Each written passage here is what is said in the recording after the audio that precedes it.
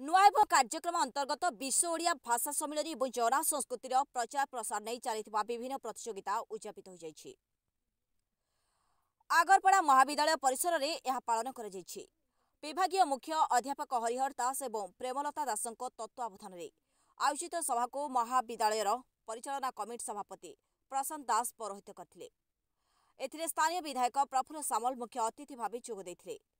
सभारे जिला परिषद अध्यक्ष प्रफुल्ल जेना, बंत ब्लॉक अध्यक्ष मनोरंजन घड़ई, सांसद प्रतिनिधि श्रीनाथ महांती, जिला परिषद सभ्या रुनिता दास, युवनेता सत्य साधन बेज प्रमुख अतिथि भाव जोगदेइथिले।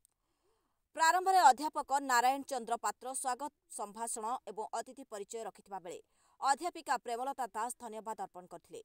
एही अवसर में पूर्व अनुष्ठित प्रतियोगितार कृति प्रतियोगी को पुरस्कृत कराଯାଇଥିଲା।